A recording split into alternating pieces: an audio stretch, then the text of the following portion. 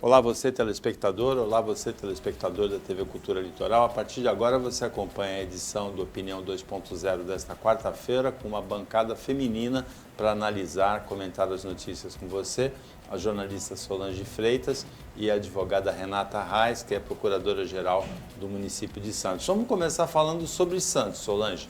Santos apareceu no topo do ranking do Instituto Trata Brasil, das cidades com saneamento básico, das 100 maiores cidades do Brasil. Mas esse ranking não considera a parte que não é urbanizada, né? A parte de palafitas, de favelas, né? Boa tarde. Boa tarde, Paulo, Renata, boa tarde a todos. Olha, tem que comemorar o ranking sim, porque Santos está entre as cidades, né, com melhores condições de saneamento e ainda mais se comparado a outras cidades aqui da Baixada Santista. Mas, como você falou, Paulo, infelizmente eles não levam em conta as áreas irregulares. E Santos tem a maior favela do Brasil, que é o Dique da Vila Gilda. Favela de Palafitas, né? Favela de Palafitas, que é a maior do Brasil, não foi analisado, porque eles só levam em conta os dados oficiais do Ministério do Desenvolvimento. Então, não levou em conta isso. Agora, pior do que isso, é o ranking de São Vicente, que caiu em posição, tem uma nota muito baixa, 6 e pouco, assim, e levando em conta que não leva em consideração as áreas irregulares de São Vicente. Então, quando você pensa que eles analisam só a parte que é toda regularizada e está ruim desse jeito, imagina como a cidade toda está. Há poucos anos atrás se descobriu que os prédios do Gonzaguinha despejavam o esgoto direto na praia, né? Sim, e não só isso, né? Porque por ter uma área... Aí teve uma obra da Sabesp depois disso. Que deu uma melhorada, mas não resolveu, porque toda aquela área irregular de São Vicente, o lixo acaba vindo para as praias, muito perto da praia. Então ainda tem esse problema muito grave em São Vicente. Então, assim, é uma coisa para se pensar, esse ranking, é para fazer as autoridades correrem para resolver esse problema, porque se na parte irregular está ruim, na parte irregular, então... Bom, o Santos está tentando cuidar da parte das palafitas, né? Tem um projeto com o Instituto Jaime Lerner bonito, né, para a Vila Gilda, né, Renata? Boa tarde. Sim, boa tarde Solange, boa tarde Paulo, todo mundo que está assistindo a gente, mais uma vez agradecida pelo convite para estar aqui. A gente fica bastante contente com essa notícia, inclusive porque é o terceiro ano consecutivo que Santos atinge essa colocação, né, entre os grandes municípios do país com mais de 300 mil habitantes. O que a Solange colocou aqui em relação às palafitas é algo muito sério, tem um dado relevante, inclusive em relação a São Vicente e Guarujá, é que além de tudo isso que a Solange colocou, as áreas irregulares estão em crescente, enquanto Santos não tem comparação, segundo o instituto que analisa isso. Nós fizemos desde 2014 o contrato de programa com a Sabesp, o marco regulatório do saneamento, ele exige que até 2033 o tratamento da água, o esgotamento seja universal, então o que se busca é muito tempo para quem espera, mas para quem faz dentro do poder público é difícil de se atingir isso. A gente espera que Santos consiga atingir isso antes de 2033. O projeto Palafitas é um projeto bastante interessante e inovador, por quê? Qual que a gente tem de muito grave em relação às medidas de regularização fundiária? Você precisa tirar as pessoas das áreas irregulares e possibilitar habitação digna para elas. Só que essas pessoas, por piores que sejam as condições que elas vivem, elas estão já inseridas naquele contexto, daquele bairro, daquele lugar, daquela vizinhança, e muitas vezes elas não querem sair. As pessoas não querem sair da sua moradia irregular para ir para um apartamento, por exemplo, em São Vicente, para um condomínio habitacional distante de onde o seu filho estuda, de onde as condições da sua vida já estão ali normalizadas dentro daquele contexto para essas famílias. Então, o que se busca com o projeto Palafita? Dar condições dignas, adequadas para essas pessoas, mas que elas permaneçam ali no lugar onde elas já residem e querem permanecer. Só que não naquela situação que está. O que a gente busca com isso, né, é que a gente tenha, num prazo não muito distante, a aprovação dos órgãos de controle, porque a gente sabe que vai enfrentar uma certa resistência, talvez, do Ministério Público, porque a regularização fundiária, ela tem como princípio, né, primordial, conferir no final um título imobiliário para aquela pessoa. E se tratando de área irregular, esse título formal, que seria a certidão de um imóvel, você não vai conseguir. Então, a gente vai ter que conferir a essas pessoas um instrumento de posse regularizada. E espera-se que a gente consiga fazer. Estamos trabalhando muito para isso. O projeto é bastante interessante. Talvez seja a principal chaga social de Santos, e equacionamento já valeria, sim, seria muito valioso o equacionamento dessa questão das palafitas do dique da Vila Gilda. Solange, um rapaz de São Vicente foi inocentado depois de 3 anos de prisão. A justiça demorou, acabou sendo feita. As sequelas são para o resto da vida, para ele, para a família dele. É muito sofrimento, uma prisão de 3 anos ainda mais injusta. Mas essa imagem mostra o momento em que ele soube da sentença do júri popular que o inocentou da acusação de um assalto em São Vicente há 3 anos atrás. Ele estava com roupas diferentes das dos 3 assaltantes e ele provou que ele estava na casa da namorada dele na hora do assalto, que não tinha nada a ver com aquilo. Foi a sorte dele que conseguiram imagens, né, mostrando que quem fez o crime, quem cometeu o assalto, dos 3, nenhum estava com a mesma roupa que ele estava.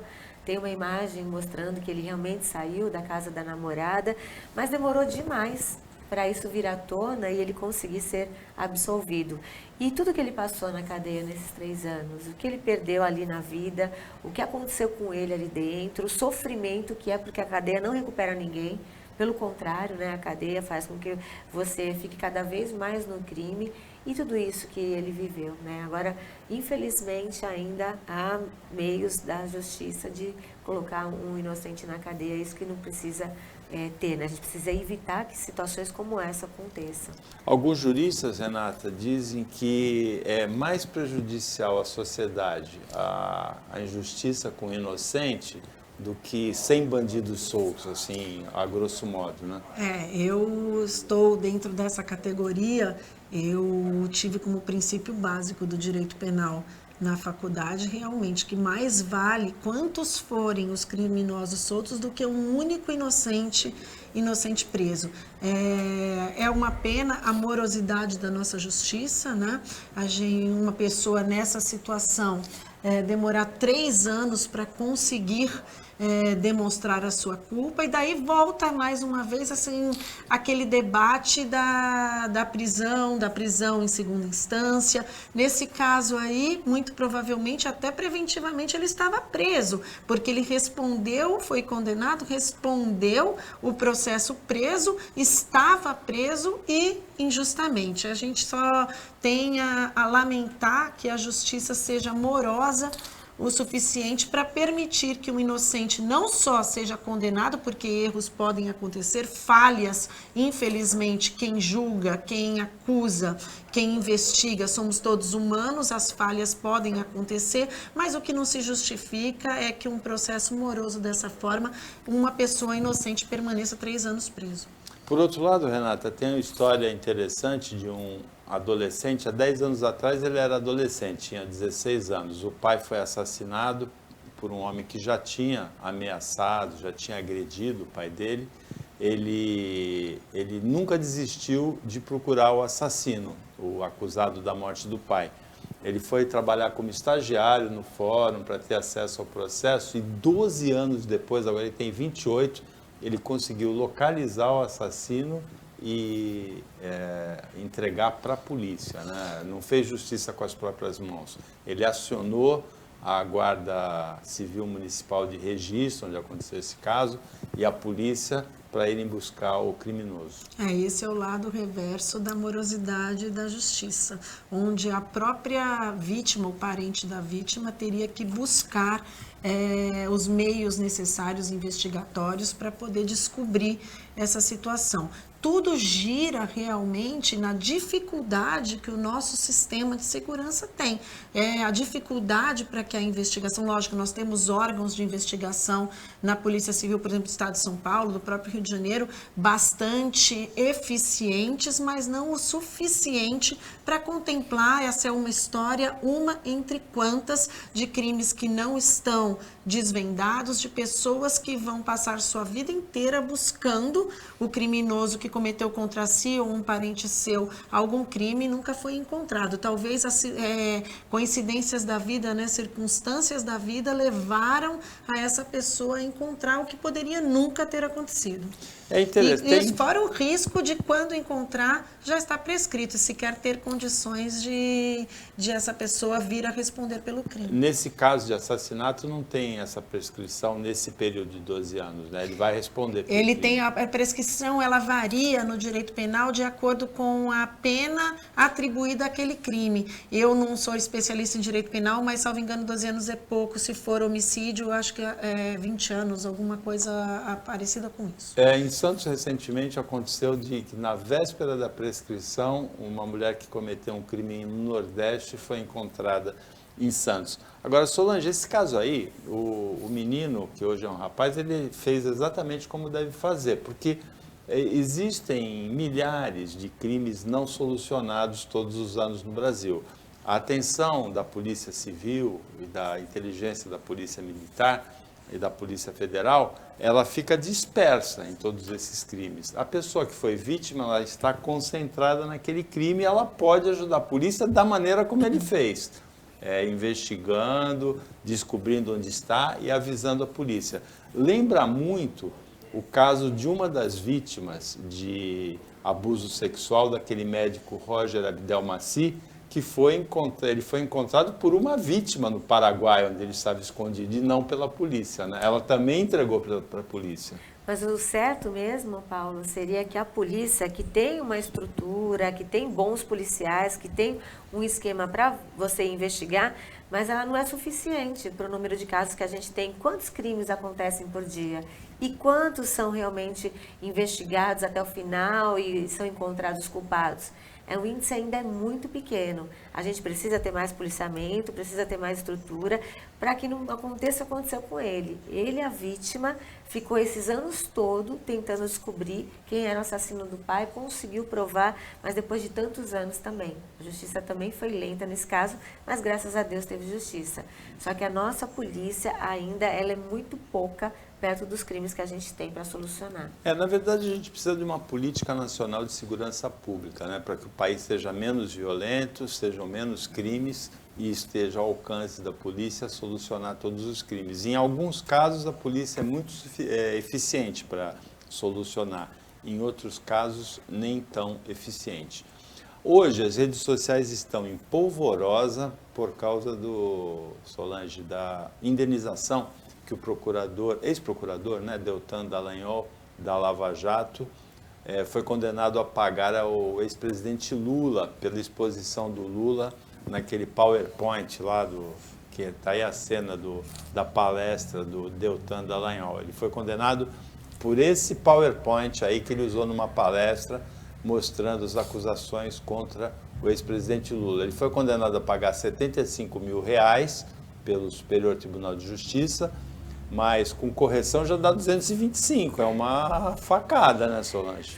Aquela palestra que ele deu, aquela imagem que a gente mostrou aí, ele estava tentando explicar que tudo aquilo levava a uma mesma pessoa, que era o Lula no caso. O que é ruim disso, Paulo, é que tira o foco dos crimes que aconteceram. Então, parece que fazem propaganda agora, dizendo que não teve crime, que as pessoas são inocentes, e não é assim. Então, quando a gente foca nisso, numa palestra que ele deu, né, e por isso está sendo condenado, e os crimes que aconteceram. A Lava Jato fez um mega trabalho, um belíssimo trabalho, mas desvia o foco pelos abusos que realmente aconteceram. E os crimes vão ficar impunes? O que a Solange toca lembra um ditado que diz que o crime não compensa. Nesse caso, até agora, até esse momento, o crime compensou, não é, Renata? Porque além de não responder pelos crimes em função de irregularidades processuais, né, que anularam as condenações do Lula, ele ainda vai receber uma indenização de R$225 mil. Na realidade, né, o que aconteceu na minha visão com a Lava Jato, a gente tem que ter muito cuidado nessa análise, porque condenações como essas, elas acabam restringindo um pouco os poderes de investigação do Ministério Público e a própria atuação do Ministério Público, que fica coagido a ter ali na sua conduta sempre uma conduta um pouco mais restrita para evitar esse tipo de coisa. Eu tenho uma opinião pessoal em relação à Lava Jato, que eu acho que realmente se excedeu e se excedeu demais, sem tirar o valor de todo o trabalho feito, relevantíssimo para o nosso país, que restituiu milhões aos cofres públicos desviados. Bilhões, né? Foram bilhões, né? Desviados, mas, infelizmente, em algumas situações, tanto o Ministério Público, representado ali no caso pelo Deltan, assim como pelo Judiciário, o juiz Moro, né? Houve ali um certo desvio, creio eu, de conduta, se colocou, assim, talvez, a satisfação pessoal, todo esse contexto de show que se deu para a Lava Jato. Então, se desviou um pouco da necessária prisão, investigação, denúncia dos acusados para um verdadeiro show nacional, que eu acho que os egos falaram ali mais alto. E esses vários desvios ocorridos durante o processo, infelizmente previstos na nossa legislação, são nulidades processuais e também precisam ser combatidos. Então, tanto aquele que acusa como aquele que julga está estritamente obrigado a observar as leis, o processo penal, a Constituição Federal. Então, realmente houve alguns abusos. Nesse caso específico, me parece que era uma explanação acerca dos termos da denúncia. Eu não vejo esse excesso pelo qual ele foi condenado. Acho também que isso é um mau exemplo, inclusive porque se fosse assim, a própria imprensa, ela divulga muitas vezes com esse tipo de explanação em forma de desenhos, em forma de figuras, várias denúncias acontecidas no correr de muitos processos. Então, a gente precisa ter muito cuidado para avaliar isso. Agora, o procurador da República, no caso o representante do Ministério Público, vai ter mais ainda os recursos necessários, tanto o próprio tribunal, depois Supremo Tribunal Federal, e acredito que ele consiga, de alguma forma, ou pelo menos reverter o julgado, ou até diminuir essa indenização, porque ela realmente é um mau exemplo para aqueles que combatem, que querem combater o crime. O efeito do quadro geral aí dos malfeitos do Lula, dos crimes, dos desvios e da nulidade dos processos e agora indenização, é muito ruim, né? Esse quadro geral, a Renata tem razão, realmente muito ruim, parece que desmente o ditado e faz crer que o crime compensa. Inclusive, porque o Lula é candidato e é primeiro lugar nas pesquisas, né? Com tudo isso, com todas essas acusações que foram provadas contra ele e depois os processos foram anulados. Opinião 2.0 volta depois do intervalo.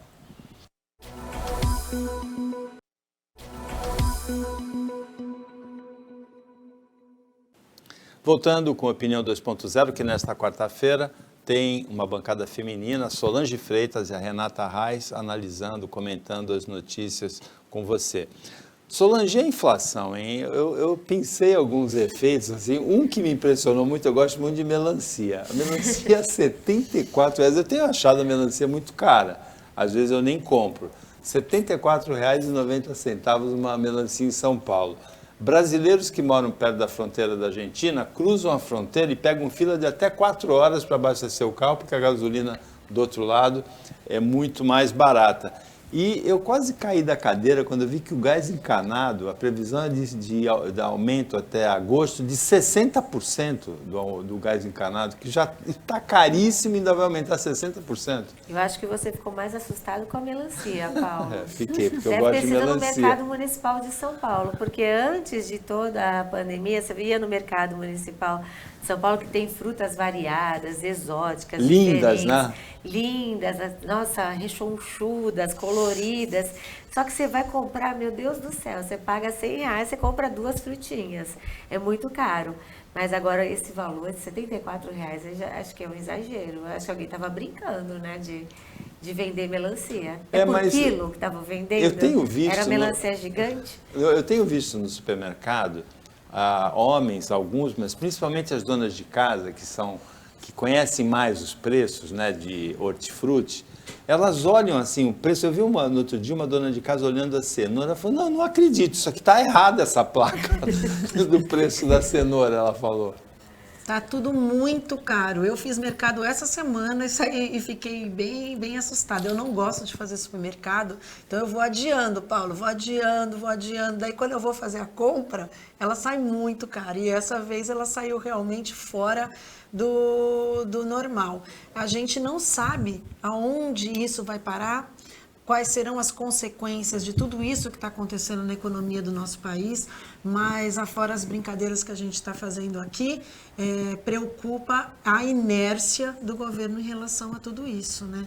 A gente não vê não ouve falar, parece que não existe mais ministro da Economia, ele sumiu. Ele está um pouco rachado com o presidente, não se ouve anúncio de medida nenhuma para conter os preços, não existe medida nenhuma planejada sequer para o futuro, a médio prazo, muito menos a curto prazo, e a gente vê todo um país preocupado com a eleição no final do ano e as coisas passando dos limites todos os dias, o que está acontecendo com a gasolina, os nossos caminhoneiros todo dia ameaçando a greve, mas me parece que também não querem fazer a greve, não querem porque sabem que para eles as consequências também são muito ruins, você choca a economia, você pressiona o governo, mas não é bom para ninguém, nem para eles. Então, me parece que fica esse joguinho de gato e rato, o caminhoneiro ameaça de cá, o presidente joga uma de lá, e ninguém faz nada para conter tudo isso. Onde a gente vai parar, a gente não sabe. E muita gente passando fome nas comunidades. Como é que uma pessoa que ganha, às vezes, 100, 200, 300 reais por mês consegue sobreviver? E muita gente passando fome de verdade, Paulo. Eu ando muito nas comunidades e é muito triste. A gente está lidando em São Vicente com a greve dos funcionários, 14º dia, né? Tem audiência de conciliação amanhã. E aí a gente vê essa questão da inflação batendo direto com o funcionário público, que também no INSS. Os funcionários do INSS promovem a partir de hoje um apagão, né? Provavelmente não vai ter atendimento, quem precisa de uma perícia não vai ter a perícia, quem está esperando a aposentadoria não vai sair, e eles pedem quase 20%, eles deixaram uma casa antes, que nem loja de R$1,99, né? 19,9%. Em São Vicente, então, os funcionários pedem 16% de perdas salariais em 2 anos. E o prefeito oferece 1,8%. Não tem conciliação possível, né? Não tem como aceitar os servidores. A greve foi a única maneira que eles encontraram de forçar o governo de renegociar esses valores. Todas as conversas que tiveram com o prefeito, com outras pessoas da prefeitura, não avançaram. Ficou no 1,8, tem a questão do prefeito falar que o abono ia ser incorporado, e aí também a preocupação dos servidores, quando você incorpora o abono, recai o quê? Alguns impostos sobre ele. Então, os servidores estão preocupados em receber menos ainda, e vai ter uma conciliação amanhã, uma tentativa de conciliação, teve que judicializar essa greve porque não houve uma outra saída. São 14 dias em greve. Como o servidor pode entender que o prefeito só vai dar 1,8% quando todas as outras prefeituras deram mais de 10%? O prefeito tinha prometido fazer uma reforma administrativa quando entrasse, não fez essa reforma. Talvez se tivesse feito, conseguiria dar um reajuste melhor para o servidor, e em meio a tudo isso, os servidores que estão lá, que carregam piano, entra prefeito, sai prefeito, entra vereador, sai vereador, são eles que estão fazendo a máquina andar e funcionar. Os vereadores aprovaram a terceira assessoria, ganhando R$16.000. Era a hora de aprovar a terceira assessoria?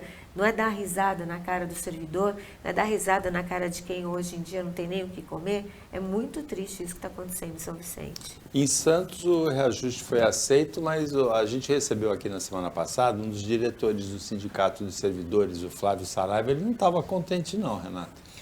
Eu sei disso, que eles não estão contentes, se esperava. Eu sou servidora também na Prefeitura de Santos, sou servidora de carreira. Você é concursada, Sou concursada, mas eu entendo que existe, como a Solange estava dizendo, a mínima negociação entre aquilo que se pleiteia e aquilo que se pode dar. Quando você pleiteia 15%, 16% e você recebe um aumento de 10%, você está vendo ali um esforço do governo para minimamente atender os direitos do servidor. Quando você pleiteia 16% e tem como oferta 1%, sendo que este 1% já é muito pouco significativo para quem tem um salário relevante, você imagina para quem ganha os menores salários da Prefeitura de Santos, quanto que isso representa? R$10? São Vicente, né? Em São Vicente, perdão. Quanto que isso representa? R$10, R$15, muitas vezes, por mês no seu salário. Então, a gente precisa entender as razões, eu acho que vai muito mais fundo do que ter dinheiro ou não ter dinheiro em caixa para cobrir isso. A nossa legislação, a Constituição Federal, prevê mecanismos para que você possa regularizar as contas de uma prefeitura e poder oferecer aos seus servidores um salário mais digno, algo que realmente condiza com o que o momento do país está vivendo e tudo que a gente vem passando nos últimos anos.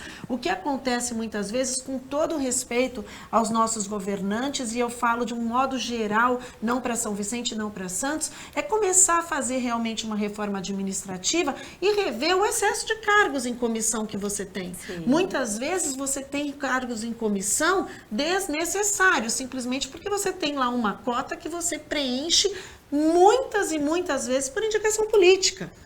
Então, você tá na hora de prefeituras como, na minha opinião, como São Vicente, rever isso daí. Eu não tenho como dar um aumento digno para os meus servidores, um reajuste, né? Não é nem aumento, que se ele representa aumento salarial, mas é reajuste de perdas, né, acontecidas nos últimos anos, mas em contrapartida, eu tenho uma série de cargos em comissão que muitas vezes poderiam ser revistos, que eu não precisaria ter aquele número de cargos, muito menos a criação de novas assessorias num ano como esse, num ano eleitoral. Não é só dar na cara do servidor, não, é dar na cara de toda a população. Essa terceira assessoria dos vereadores, né, de São Vicente, sim, completamente é um tapa na cara da população toda. Não Os vereadores de São Vicente hoje eles têm, agora tem 3, né? Hoje eles têm 2 assessores, cada um ganhando R$15.000, que é bem mais do que ganha um vereador. Né? Essa conta é bem... aquela história da rachadinha, né? Aí nem vou falar nesses detalhes aí, porque é bem louco ali que acontece em São Vicente. E agora uma terceira assessoria ganhando mais de R$16.000. Então, cada vereador tem 3 assessores, cada assessor ganha R$16.000. Essa história da rachadinha, em Guarujá tem um ex-vereador, Givaldo do Açougue, condenado em última instância, transitado e julgado por rachadinha. Em nível nacional, a gente tem o caso do senador Flávio Bolsonaro, quando era deputado estadual do Rio de Janeiro. Ele e mais 30 deputados estaduais, não é só ele, inclusive o que é acusado do maior valor de rachadinha é do PT, na Assembleia do Rio de Janeiro, na época que ele era deputado estadual. E a gente vai falar no próximo bloco do próprio presidente Jair Bolsonaro, porque o Ministério Público Federal entrou com uma ação, pediu à Justiça o ingresso de uma ação de improbidade administrativa contra o presidente Jair Bolsonaro quando era deputado, por uma funcionária fantasma, que a gente já comentou muitas vezes aqui, a Val do Açaí. Depois do intervalo.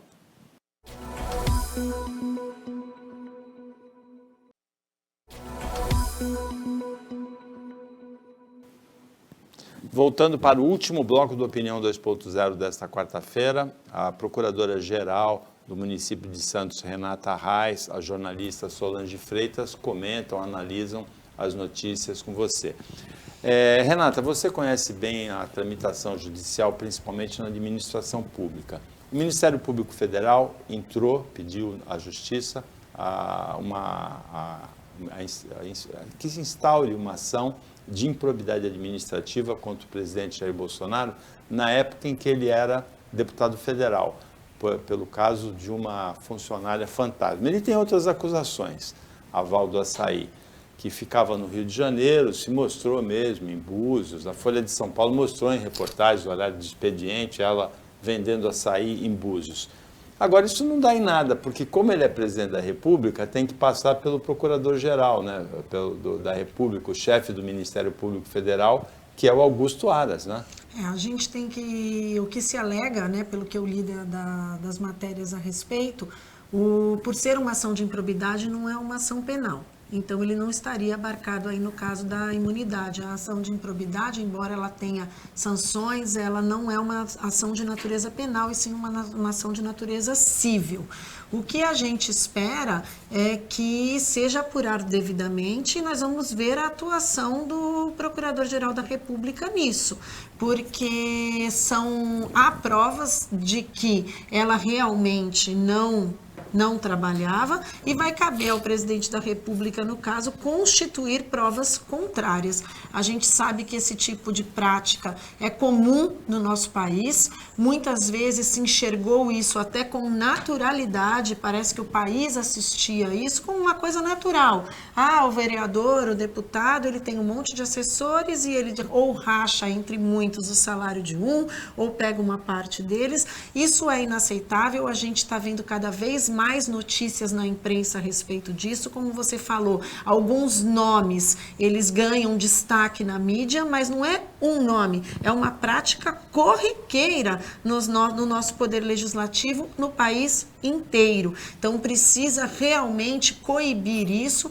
Acho que o presidente da República, no caso, vai fazer a pressão necessária pela condição do cargo que exerce, de presidente, porque ele não quer que ele seja investigado de nada, nem os filhos dele. É isso que a gente tem assistido, né, durante todo esse mandato. Vamos ver qual vai ser os desdobramentos disso lá em Brasília, porque a gente vai ter que realmente enxergar a postura do Procurador-Geral da República, nesse caso, qual vai ser.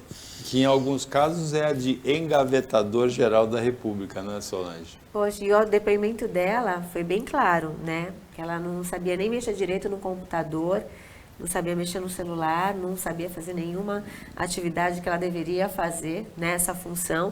Mas, como a gente já viu muitos casos engavetados, Paulo, como eu vou dar um exemplo aqui, o famoso mensalinho do Guarujá, que as imagens mostravam o vereador colocando dinheiro numa pasta dentro de um jornal, na bolsa, na meia. As imagens eram claras, não tinham mais o que falar. Mesmo assim, esse caso acabou sendo arquivado por falta de provas. Então, assim, é muito triste quando a gente vê casos como esse. Mas todos os casos têm que ser investigados. A gente já falou aqui o que aconteceu com o ex-presidente Lula, a gente está falando de um caso do presidente Bolsonaro. Todos têm que ser investigados, independente se é direita, se é esquerda, se é A, se é B. Mas, infelizmente, a gente vê muitas coisas que tá na cara e eles conseguem engavetar. O caso que a Solange lembra, de Guarujá, é um pouco posterior ao mensalão de 2005, 2006, ficou conhecido como mensalinho. O prefeito, ele dava dinheiro para os vereadores em pacotes, eles colocavam ou na cintura ou na meia. Por intermédio do presidente da Câmara, na época. Falaram que era a festa da tainha, eles falaram Sim. que era ingresso para a festa da tainha, o dinheiro. E as imagens, elas foram obtidas porque foi colocada uma câmera num aparelho de televisor dentro da sala do presidente da Câmara. Isso. E gravou sem que ele soubesse, não é? Sim, e aí só tinham 3 testemunhas de acusação na época, 2 morreram. Uma sozinha acabou não aguentando o rojão, porque era bem pesado, né? Agora, o escândalo da Val do Açaí, que a palavra escândalo está meio desgastada no Brasil, né? Nem se usa mais a palavra escândalo. sei lá, como é que a gente vai substituir. Mas tem um outro gravíssimo dessa semana, que é a constituição de um gabinete paralelo dentro do Ministério da Educação. O ministro Milton Ribeiro, que é daqui da Baixada, que tem título de cidadão emérito de Santos, né, nascido em São Vicente, é pastor presbiteriano, ele já tinha um caso sendo investigado em que ele favoreceu uma universidade presbiteriana em Londrina, no ENAD. Ele constituiu um gabinete com dois pastores evangélicos, Gilmar Santos e Arilton, outro pastor. E esses dois pastores intermediavam a destinação de verbas do Ministério da Educação. Tem um áudio, a gente apresentou ontem o áudio, vamos apresentar o áudio do Milton Ribeiro aí. Sim, senhor. Eu também escuto, Não, o Gilmar. Obrigado.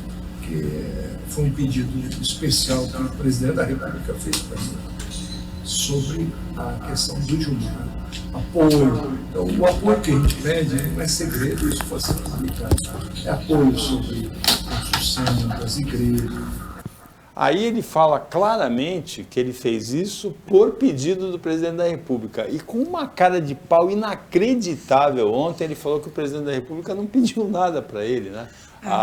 Um prefeito de cidade do Maranhão disse que o pastor Arilton pediu para ele 15 mil antecipados no protocolo do pedido de verba e depois 1 quilo de ouro, que seriam mais de 300 mil reais, né? Para depois que a verba saísse, Renata. É pavoroso saber esse tipo de coisa, saber que os nossos políticos sequer têm vergonha de serem pegos numa situação dessa e pior, e simplesmente agirem como se aquilo ali não fosse falado, nós não escutamos isso e não há sequer explicação alguma, simplesmente dá uma entrevista e diz que não foi um pedido, contradizendo tudo que havia dito ali, sem explicação alguma. O que mais assusta é que imaginemos nós o que acontece de verdade nesse país e a gente não fica sabendo. Porque um ou outro escândalo a gente fica e imagina aquilo que a gente não fica sabendo, aquilo que não é gravado, aquilo que não viraliza ou aquilo que não é repassado ao conhecimento da população. Causa pavor realmente, porque a gente não sabe nas mãos de quem está o nosso dinheiro.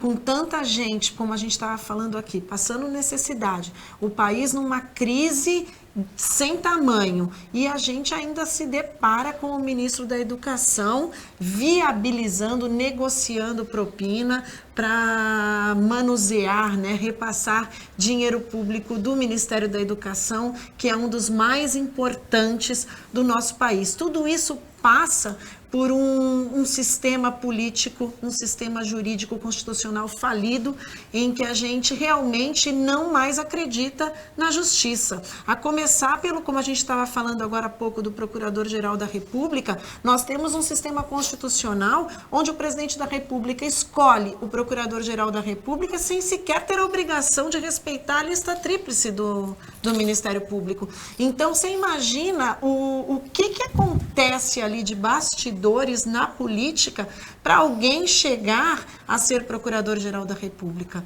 Você precisa ter muito conhecimento, você precisa ter boas relações e a partir do momento em que você é nomeado, muitas vezes você se sente ali naquela condição de que esteja devendo um favor para aquele que lhe nomeou, que não é a intenção da Constituição Federal. Então é um sistema político e jurídico realmente que precisa ser revisto para que a população possa confiar mais nos nossos políticos, confiar mais no Poder Judiciário e ver resposta para tudo isso, porque não é possível que isso, mais uma vez, passe batido como se nada, simplesmente com, daqui a uma semana, a exoneração do ministro, a substituição dele, cai, como se diz nos termos, né, políticos do nosso país, Solange conhece melhor do que eu, cai o ministro, mas e o que aconteceu?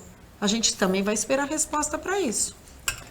Se esse sistema for mantido, a gente vai estar, durante esse ano, nos próximos anos, noticiando novamente gente pedindo ouro para destinar verba pública, como aconteceu na denúncia desse prefeito da cidade do Maranhão em relação ao pastor.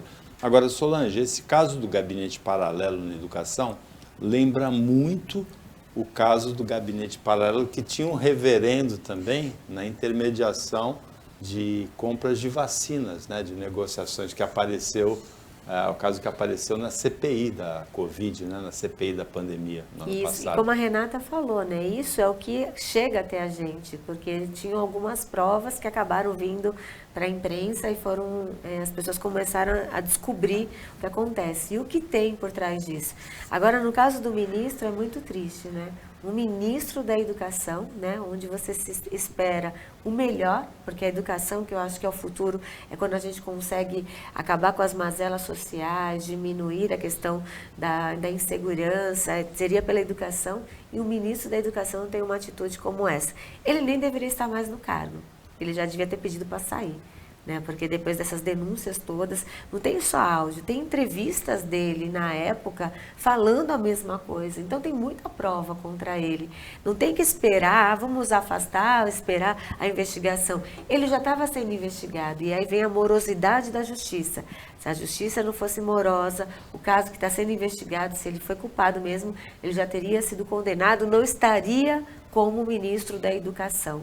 Então é muito triste isso que a gente vê. E você vê que todos os assuntos que a gente está conversando hoje, tudo leva na mesma coisa. A morosidade da justiça, é a questão de que o foco de um caso acaba sendo desviado por causa de outros problemas. Então, muitos crimes acabam ficando impunes, porque você muda o foco. É muito triste o que nós estamos vendo no país. E depois que eu entrei na política, depois que eu vi que era muito pior do que eu imaginava, eu não consigo ver algo melhor a curto prazo. Eu não vejo.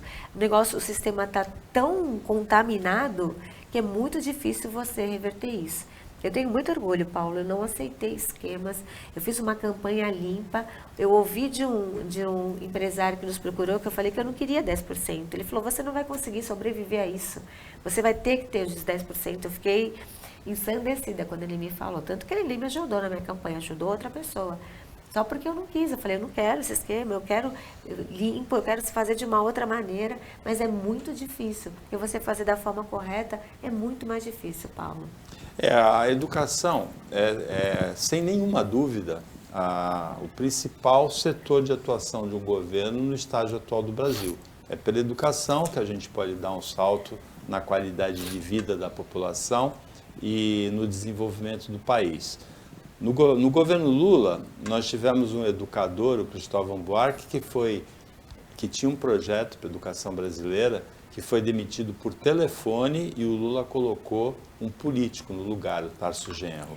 No governo Bolsonaro, nós tivemos um colombiano que já talvez não muito, com as funções cognitivas não muito desenvoltas, né, quando ele foi indicado pelo Olavo de Carvalho, tanto que a passagem dele foi rápida pelo Ministério, Ricardo Vélez Rodrigues.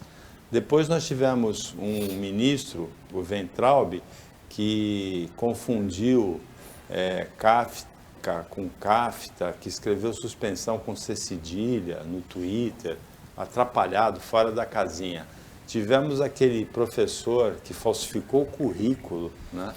Aquele Eduardo, e agora o Milton Ribeiro envolvido nessa polêmica aí. Então, que nasceu em São Vicente. Nasceu em São Vicente, aqui da Baixada Santista.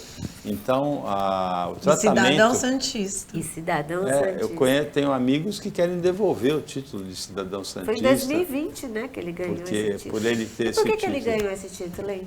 Alguém O que ele fez de bom para Santos para ganhar esse título? Ele tinha sido Tem outro ele está sendo indicado agora, né, para receber. Ele já tem, se não me engano, cidadão um título, emérito, né? E agora eu acho que ele tem a Brás Cubas, não é isso? Ele já recebeu alguma comenda da Câmara e agora ele vai receber, já foi aprovado o título de cidadão santista. pelo menos que a Câmara reveja isso, porque é realmente absurdo. Algumas vereadoras já estavam com essa pressão anteriormente para que isso não acontecesse. Vamos ver onde que vai dar. Pode tirar da data de nascimento dele também a cidade? São Vicente sofre tanto, olha, até nisso. Da certidão de nascimento dele, né? Tira, ministro, por favor, tira que o senhor nasceu em São Vicente. Tem imagens impressionantes também de um incêndio ontem à noite em Praia Grande, né? O fogo começou num veículo, chegou na rede de drenagem, subiu por alguns bueiros o fogo e rapidamente, um susto ontem à noite no Parque das Américas em Praia Grande, né? Um susto enorme, porque foi num carro, vazou combustível de um carro numa oficina dentro de um posto de gasolina, aquele combustível vazou para as águas pluviais, e aí de repente as pessoas começaram a ver aquele incêndio ali no posto, mas viu também nos bueiros, olha que perigo ali, né? Os bueiros começaram, aquelas chamas abriram as tampas dos bueiros, começou aquele incêndio absurdo. E pegou em outros carros, né? E 5 carros ficaram totalmente queimados. Você vê as fotos, as imagens, é impressionante. Um susto para os moradores ali de Praia Grande. É importante verificar como que aconteceu isso para evitar repetição de um caso desse tipo, que pode ter consequências mais graves na repetição. As imagens são aí, as imagens realmente impressionantes. Os bombeiros atuaram rapidamente, como sempre, né? Mas o susto foi grande, Renata, imagina? Imagina para quem está ali vivendo a situação, o risco de explosão também, né? Porque quando se trata de posto de gasolina, sempre a preocupação, além do fogo, é o risco de explosão. A gente teve atuação rápida do Corpo de Bombeiros para reverter a situação, mas fica o alerta realmente para saber o que se precisa, né? Adotar de medidas preventivas para que isso não aconteça. Remediar o problema está remediado. Agora precisa saber como, não só ali, mas em qualquer posto de gasolina, uma fiscalização maior para poder saber até que ponto existe prevenção para esse tipo de acidente, se não tem, que tenha. Opinião 2.0 fica por aqui, edição desta quarta-feira, agradecendo a Renata Reis, a Solange Freitas pelas análises das notícias, o trabalho da equipe técnica de jornalismo antenada, esperta daqui do Sistema Costa Norte, e agradecendo a você que acompanhou a gente mais essa edição. Até amanhã, nesse mesmo horário de 15 para as 2, sem esquecer que a partir da semana que vem é 15 para 1, de novo, a gente volta para o nosso horário original, e uma ótima quarta-feira para você que você merece.